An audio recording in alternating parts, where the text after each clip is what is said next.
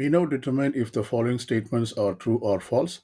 The first one, we have horizontal line test can be used to determine whether a function is one to one. This statement is true according to the definition of one to one function. So we say this one is true.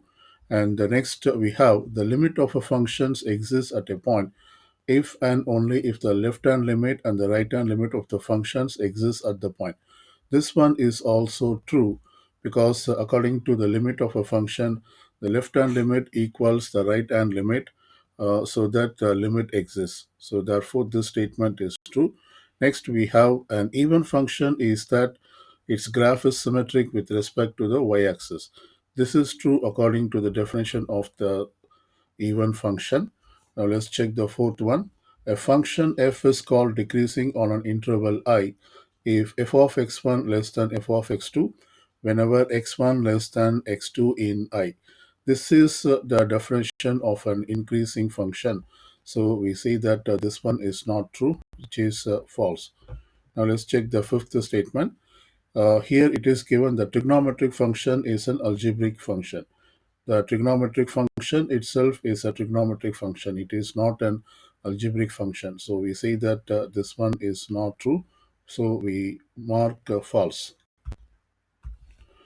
Now let's check the question 6. Compressing the graph of y equal cosine 2x horizontally by a factor of 2, we can get y equals cosine x. For a function f of x, f of bx gives the compression of the function by a factor b.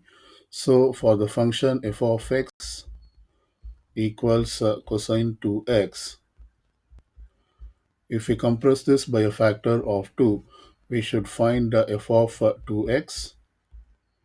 So we get replace this x by 2, so we will get cosine of 2 times of replacing x by 2x, we get cosine 4x. Only this gives the compression of the function cosine 2x by a factor 2 and not cosine x. So we mark this statement as false. We now check 7.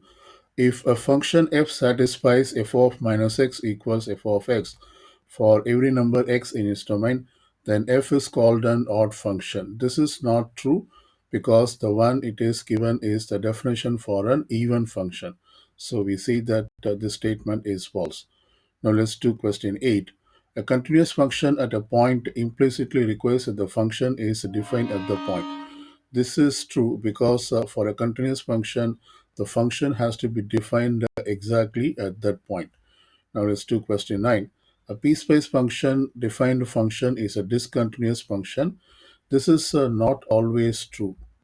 This may be true for some cases, but not always true, which means that the function may be continuous. The piecewise defined function can also be a continuous function. So we see that this statement is false.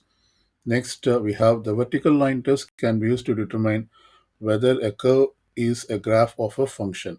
Yes, this is true because according to the vertical line test, we utilize the vertical line test to determine whether the graph is a function. So we see that this statement is true.